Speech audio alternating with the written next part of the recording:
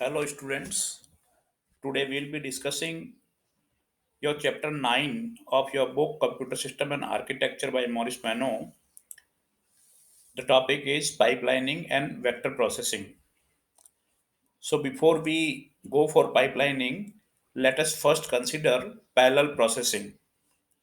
So, parallel processing are various techniques to process the data simultaneously. That means in conventional computers, we execute the instruction in sequence, and an instruction works on a single data. But in parallel processing, we simultaneously can execute multiple instructions, or a single instruction can be executed on multiple set of data. Parallel processing is done to increase the computational speed. One term in computer engineering is used that is called throughput. So throughput is amount of processing in a unit time. So parallel processing increases your throughput, but everything has some cost. So if we want to achieve parallel processing, we need some additional hardware, and that increases the cost of the system. Parallel processing is not a single method. There are various methods to achieve parallel processing. The lowest level parallelism example is serial register and parallel register. See, in serial register, if register is of 8 bits, then bits are stored one by one. But in parallel register, all the bits are stored parallelly. So this is one small example of parallelism. But parallel processing can be done in many different ways, like multiple functional units under a single control unit. So this you can consider as the ALUs are multiple and there is only a single control unit. So tasks can be assigned to different ALUs simultaneously. Similarly, you can choose for multiple processors. So if there are multiple processors, then uh, tasks can be performed parallelly.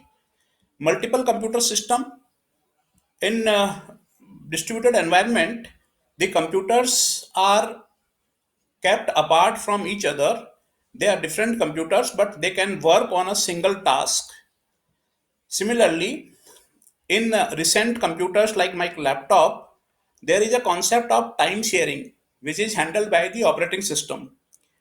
Because the processor is very fast, so multiple applications can be handled simultaneously by using time slicing in round robin fashion.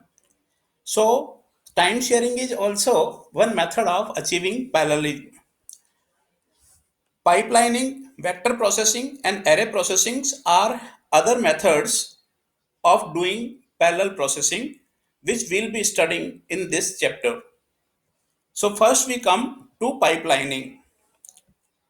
See, this is to show how multiple functional units can be organized. So there are two ways of organizing multiple functional units. See, this is these are the various operations which are performed in ALU, which we have already studied. But here the difference is the adder, subtractor, multiplier, logic unit, shift unit. They are created as separate units or separate segments. So this can be used for achieving parallel processing. When adder subtractor is adding and subtracting two numbers, at the same time some logic operations can be performed in logic unit. So this is not a monolithic ALU, but each of the unit is different and they can work simultaneously. So they can produce different results simultaneously. So this is one method of organizing multiple functional unit. Another method can be like you have processing unit P1, P2 and P3. So they are like ALUs, but there will be a single control unit. So you can give one task to P1, other task to P2 and other task to P3. So they are working together and processing in parallel. This is an example of multiple functional units to achieve parallel processing. But we'll be concentrating on pipelining today. Before that, come to the Flynn's classification of parallel processing. Flynn has classified parallel processing in four ways. So this S, wherever this S is, it stands for single, I stands for instruction, M stands for multiple, and D stands for data. So there are four types of parallel computers according to Flynn. One is SISD, that means single instruction stream on single data stream, means one instruction and one data. So that is the simplest computer which we have studied in our previous chapters. There is only a single control unit, single memory unit, and single processing unit. In SIMD, there is single instruction stream and multiple data stream. That means like you want to process array addition, array multiplication. So array processing is one example of SIMD. Say I have an array A and another array B. Each array is having 100 elements and I want to perform add operation like A1 plus B1 is equals to C1, A2 plus B2 equals to C2, A3 plus B3 equals to C3 and so on. So that task can be accomplished because the instruction is single instruction add and data is multiple. So SIMD computer is capable of performing all the additions simultaneously. The third type is MISD, where multiple instruction stream and single data stream. So this is not practically useful because in general in real life there is no task which requires multiple operations on single data like A plus B, A multiplied by B, A minus B and A divided by B at the same time we want that. So those are remote possibilities in real life and therefore MISD computers are never implemented. And the last one is MIMD, multiple instruction stream and multiple data stream. So the multiprocessor systems and multi-computer systems uses this type, the falls under this type of category. So Flynn's classification is also important from examination point of view. So please you go through it. Now we come to pipelining. What is pipelining? To understand this, you take a simple example. Suppose I have a iron bar. I want to cut it in pieces and then bend the pieces and weld them to form rings of iron. So if I have a single processor to create a ring, it will first cut a piece of iron bar and then it will bend it and then it will weld it. Then one ring will be produced and then again it will cut another piece and this task will be repeated. So that is a general computer which is not using a pipeline. But in pipelining case, what we can do is we can divide the task of creating rings in three parts. One is cutting the bar, another is bending it, and another is welding it. So we will be doing this work in three segments. In one segment, it will be only cutting the bars, then next will be bending it, and the third will be welding it. So, pipelining is decomposing a sequential process into sub operations, and each sub operation is performed in a dedicated segment of pipeline processor. See, here is an example. Say, I want to perform operation A multiplied by B plus C on various data set like A1 multiplied by B1 plus C1, A2 multiplied by B2 plus C2, A3 multiplied by B3 plus C3, and so on.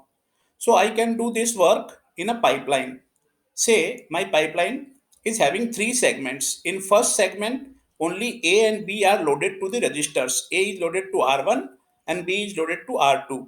In second segment, the multiplier performs the multiplication and result goes to R3. At the same time, the C data is loaded to R4. In third segment, adder performs the addition and the final result is generated. So I have divided the work into three segments. So what is the benefit of that? So let us come here to understand the benefit. So this is a state space diagram, also called timing diagram. See, these are the four segments. So this is a state space diagram or uh, timing diagram for a four segment pipeline. So it has four segments: segment 1, 2, 3, and 4. So one task is completed if it goes through all the segments.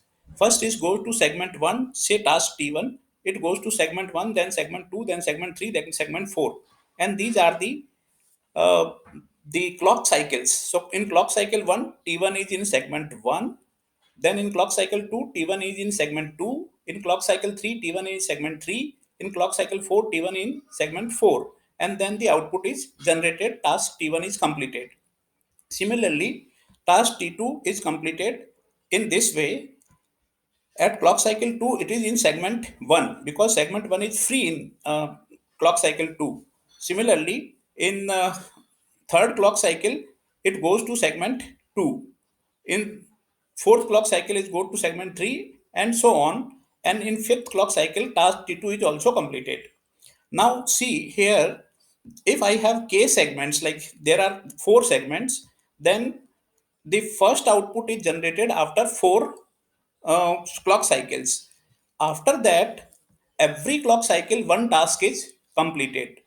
So now let us see how it improves the processing speed. So this is pipeline processor, how it is increases the speed. So this is called speed up. Speed up is ratio of processing time in a pipeline and non-pipeline processing unit. So say I have a pipeline processor of k segments. So if I have k segments and clock time is Tp, then as we have understood in timing diagram, that the first task will be generated after k cycles. So the first task output will come in time k into Tp. The rest n minus 1 task, every clock cycle one task will be completed. So the rest n minus task will be completed in n minus 1 into Tp time. So for all n tasks, this is not non-pipeline, this is pipeline processor. So you please remove this non word. Pipeline processor timing will be k plus n minus 1 plus Tp, summation of these two. The first task output takes this much time, n minus 1 task takes this much time. So it is k plus n minus 1 into Tp. If I have a non-pipeline processor, that means the processor itself performs all the complete task in one go, and it takes Tn time. Then for n task, it will be Tn into Tn. So the speed up is ratio non-pipeline versus pipeline. So this is non-pipeline time n into Tn upon k plus n minus 1 into Tp, pipeline processor's time. Now see that segments are limited, like 3, 4 segments, 5 segments, 6 segments, but the number of tasks can be too large. So if n is very greater than k, then this k plus n minus 1 is almost equals to n. So we write the speed up as s equals to n upon n tn upon n tp, that is tn upon tp, n and n cancelled, so tn upon tp. Now if we assume that if I divide the task in sub operations, in k sub operations, then Tn equals to ktp. So this is an assumption because every segment will not take Tn by k time. It may take little bit larger time. So the finally we achieve this s equals to k. That means speed up is equals to k.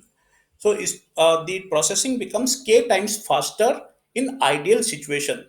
But the actual situation, this is the formula which gives you the speed up, which can be approximately zero point 0.8 k, etc., and not exactly 8 k. But this is an ideal situation where s equals to k. So in this manner, a pipeline can improve your processing speed. So this is one diagram which is a representative diagram of a four segment pipeline. It only tells you that there are four segments like S1, S2, S3 and S4. So we feed the task input in S1. Its output is stored in R1, which works as input for S2. Then S2 output goes to R2, and it works as an input to S3, and so on. So this is only a representative diagram. So in this lecture, we have uh, studied what is parallel processing, why it is required, what are different methods of achieving parallel processing, and at the same time we have introduced pipelining, its speed up and advantages, its timing diagram, etc.